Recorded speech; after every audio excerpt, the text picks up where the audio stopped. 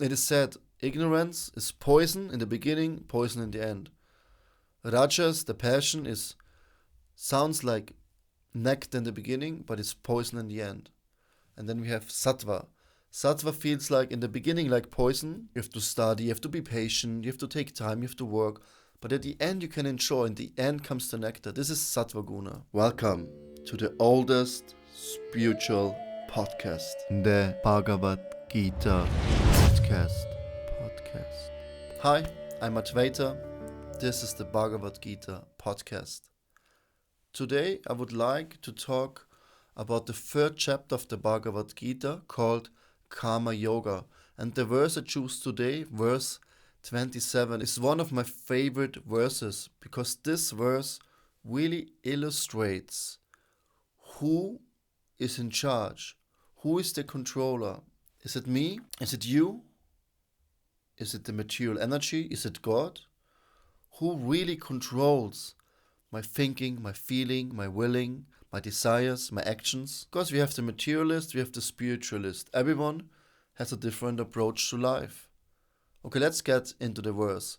Prakṛteḥ kriyamāṇāni guṇaiḥ karmāṇi sarvaśaḥ ahaṅkāra-vimūḍhātmā kartāham iti manyate. The translation of this verse, I said a Sanskrit especially because I would like to use a few of these words to illustrate and to go deeper into the understanding of this verse. Prakṛteḥ kriyamāṇāni. Kriya means action, activities. Prakṛteḥ means the material energy, prakriti. Guṇaiḥ karmāṇi sarvaśaḥ. Gunas are the three modes of nature. We have sattva guna, the mode of goodness. We have raja guna, the mode of passion. And we have tama guna, the mode of ignorance. And all of us, we are controlled by these three modes. Ahaṅkāra-vimūḍhātmā. The vimudas means someone who is bewildered. Muda is like an ass, a donkey. A donkey runs after a carrot the whole day to work very hard to get the carrot in front of him, but he never reaches the goal. And the ahaṅkāra, aham, aha, the me, the I, kara, make, to do, to create, to make. So I am the maker. I am the body. I am the controller. This is the false ego. So the spiritual soul within this body, because it is bewildered of the false ego, of the identification of I and mine, thinks himself the doer of all activities, what is actually arranged by the three modes of material nature. So we have two persons of man. We have the materialist and we have the spiritualist. Spiritualist, okay, makes sense. He goes within. He wants to get self-realized. He would like to understand who he really is. Who is God? What is my relationship to him? A materialist doesn't care much about that. He only cares about himself and his expansions, his friends, his family, his loved ones, because he thinks himself the doer, the controller. This is what school system is teaching us. You have to be the best. You have to be the smartest. You have to have the best grades, the best job, the most money.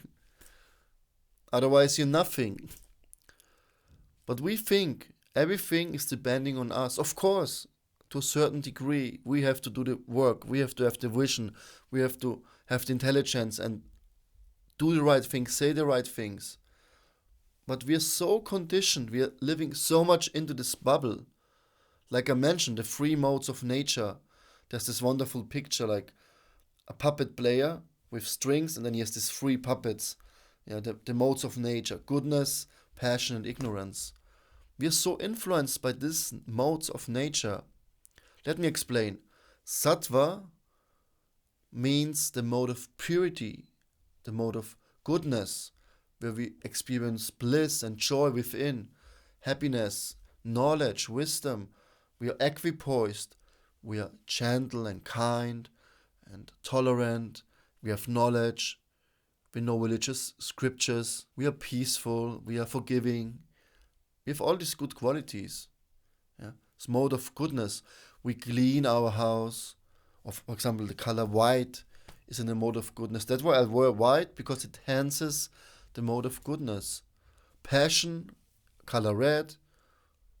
Darkness, obviously black, even blue, enhances these modes. Then sattva, we have the food, like milk products, juicy food, nourishing food, where you feel energized, where you feel light, what makes you happy. This is food in the mode of goodness. So everything we do has an influence of this mode of goodness. If you wake up before sunrise, it's the mode of goodness. If you go to bed early, the mode of goodness. If you follow our duty without being attached to the results, mode of goodness. Passion would be, we follow our duty, but if we don't get what we want, we stop. Or we always want more. We're never satisfied. Whatever we do, we're on holiday. In the holiday, we're already thinking about the next holiday. A mode of passion. The fire is burning, desires are burning, and you pour more and more ghee into the fire. This is the mode of passion. Or we eat very spicy food, lots of salt and ketchup, and because we can't taste the natural sweetness and salt of the vegetables anymore. Then we have the mode of ignorance. For example, when we talk about food, meat, dead animals, completely mode of ignorance, mode of darkness. It's dead. You have to put them in the fridge and it's disgusting. Go out and hunt your own animals, kill them and eat them. Wow, who is doing that? No, we have to buy them in the supermarket. Drugs, alcohol, cigarettes. It's written everywhere. If you smoke, you will die soon. But still you smoke. Mode of ignorance. Even though you know better, you don't act accordingly. It is said, ignorance is poison in the beginning, poison in the end. Rajas, the passion, sounds like nectar in the beginning, but it's poison in the end. And then we have sattva. Sattva feels like in the beginning like poison. You have to study, you have to be patient, you have to take time, you have to work. But at the end you can enjoy. In the end comes the nectar. This is sattva guna. And these modes are really influencing us. If you blink with your eye, mode of passion. If you go to the toilet, mode of passion. If you create a child, mode of passion. If you sit down and study and read, mode of goodness. If you wake up in the morning, you meditate, you be kind, you help others, mode of goodness. Mode of ignorance would be you're self-destructive, you oversleep, you sleep 12 hours, you go to bed at 4 a.m. in the morning, you wake up during the day, you eat in irregular times. So we are always influenced from these modes, and they're interchangeable. Don't think you're always in mode of goodness. Only when you transcend the goodness, then you experience pure goodness, Vishuddha Sattva. This is where we want to go. This is only possible on a spiritual platform in connection with Krishna. Otherwise, we always conditioned. Even Sattva Guna is conditioning us by knowledge and by happiness. You're satisfied. Why do I need to work? I'm already happy. Yeah. Or you feel proud because you know better than others. I'm so spiritual. I experience a greater joy, a greater happiness. He doesn't know. He eats meat. Look at me. I'm a vegetarian. I'm so much better. Yeah. So you get conditioned by thinking you're better. By experiencing the higher taste, you're still conditioned. If you don't use it properly. Sattva Guna is the board, the jumping board, helps us to connect to the spiritual platform. Yeah. Mode of passion helps us to act, but then we have to raise our mind to a platform of goodness. Goodness means maintenance. Passion means creation, yeah, and ignorance means destruction. So from mode of ignorance, it's very difficult to start spiritual life. I mean, myself, I was a junkie. I was completely drugged day and night. I was sleeping upside down. Everything was upside down. My life was completely dark. Everything I just mentioned, I did myself. But somehow I got some mercy. I met some devotees. They gave me some spiritual knowledge. They invited me to programs. They helped me to understand who I really am. So then even from this mode of ignorance, you can uplift yourself. So to go back to the verse, just to understand there's this modes influencing everything we are doing. And we thinking we are the doers. You can't even control when you have to pass urine or have to pass stool. You can't control your digestion. You can't control your sleep. You can't stay awake for 5 days. I mean, you could, but it's probably not healthy. Certain things we can't control. Or you fall in love with someone. You can't control it. You see this person, he or she is so beautiful. You can't resist. There's a higher force controlling you. We are just sitting on a machine of material energy. Yantra Rudani Mayaya. There's a very nice verse, Bhagavad Gita. Ishvara Sarva Bhutanam Ridesha Chunadishtadi. I am the Ishvara, the Supreme Personality of Godhead. I sit in the hearts of all living entities. Brahmayan Sarva Bhutani. All the living entities. And I direct them. These entities who are seated on a machine, yantra, made of Maya, of the material energy, prakriti Maya, the material modes of nature. So we are sitting on a machine. So we are in a machine, our body, controlled by Maya. Yeah, we're like the puppet, and the strings are attached. But the super soul, Krishna, God in the heart, as Paramatma, he guides us. He is Upadrashtara and Anumanta. Means he is the witness and he is the allowance giver. And sometimes you hear this voice, like you do something very bad. You know it's not good for you. Like for me, staying up late at night and eating sugar unnecessarily or eat something in the evening. I know in the morning I will suffer. And I hear this voice in my head, don't do it. Don't do it. Tomorrow in the morning, you will not have a good spiritual practice if you stay up long tonight. Don't eat in the evening. Don't do it. I have this voice inside, this dialogue. This is the super soul, and I'm not listening. And next day, I'm suffering. I'm suffering because I listened to my false ego. I identify myself all the time with I and mine. Yeah, we have the 5 senses, seeing, hearing, feeling, smelling and tasting. They are compared to 5 horses. Imagine you have the 5 horses here. Yeah, 5 horses. This is the chariot, my body. Inside the chariot is the spiritual soul, me. We have the charioteer, the intelligence. I don't want to eat in the evening. I know it's not good. Yeah, the intelligence is directing yes or no. Yeah, but you're not listening. The man in the chariot, me, I tell the charioteer where to go. Yeah, so I'm above the intelligence. Then we have the mind that is strings connected to the horses. And the senses are compared to the horses, 5 horses. So, but the inside, the soul controls the driver, the charioteer. The charioteer holds the strings, should control the horses by using the mind. In our condition, it's the other way around.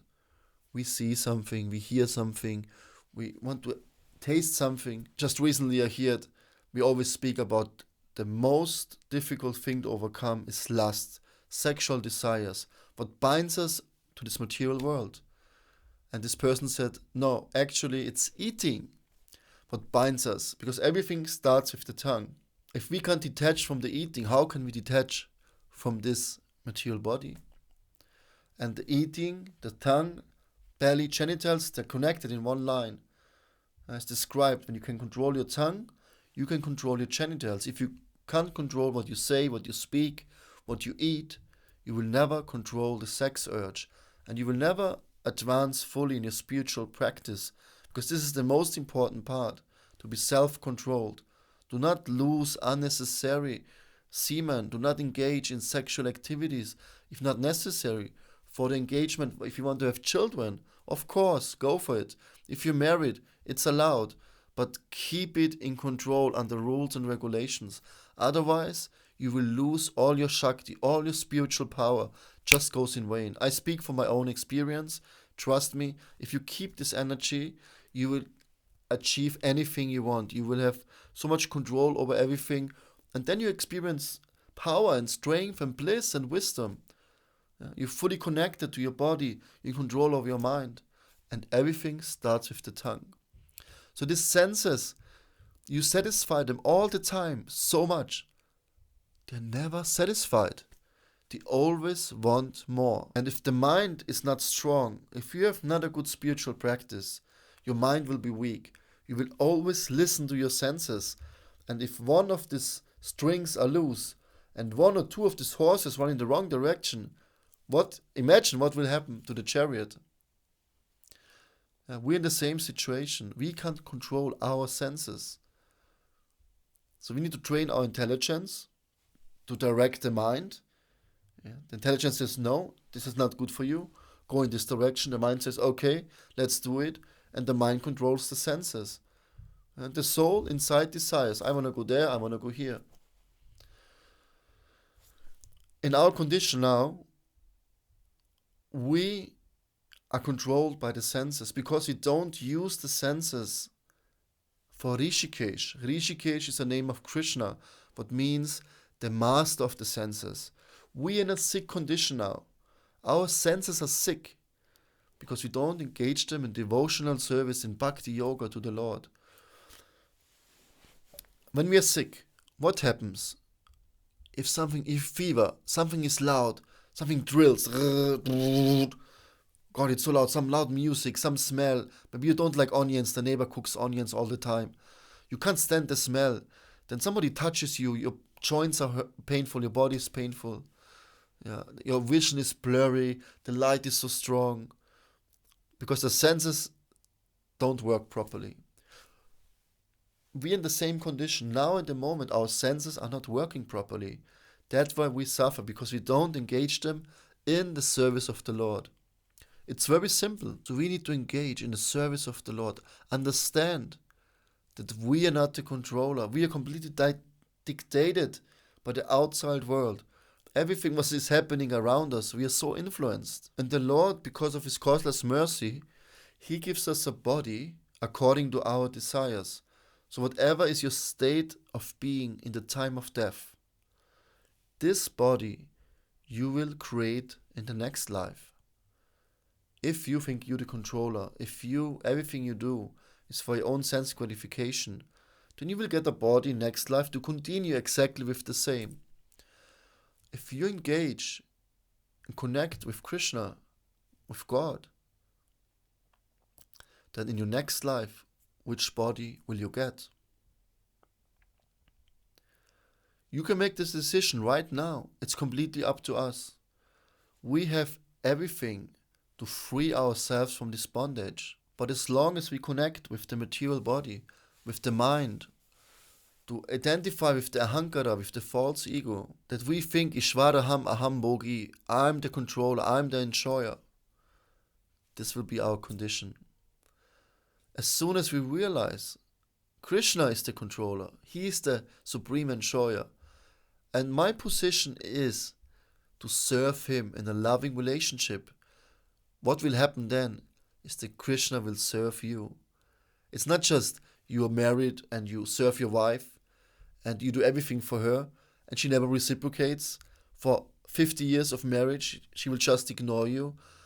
She's the dictator, you have to serve me, you wash my feet, you cook for me, and I will not love you back.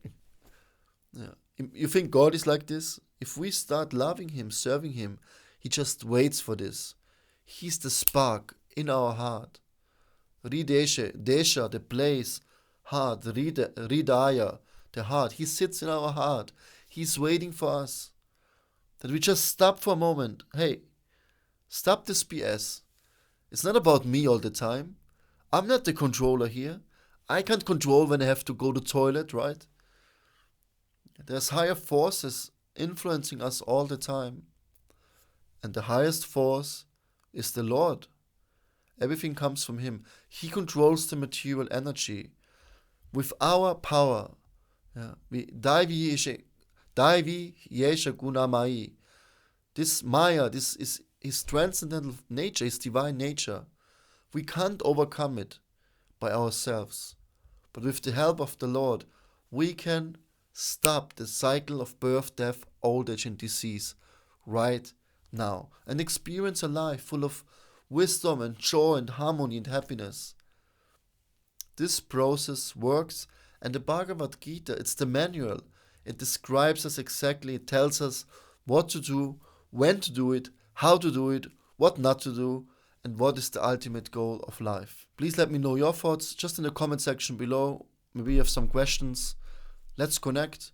and understand this topic of Bhagavad Gita, get a copy of the book. Just read it once in a lifetime. It will change your whole worldview, and it will give you the direction to achieve all your dreams. Om Tat Sat. Hare Krishna. Namaste. If you're ready for real change, if you want to go deeper in your spiritual practice, may it be pranayama, breathwork, meditation, your yoga asanas, or just to be mindful, to live fully in the present moment, in the here and now, free of all the anxiety, all the worries, all the stress, to experience real happiness, peace and harmony from within, then please join the Atmaflow journey. Check out the link in the pinned comment below, and I really hope to see you soon. Namaste.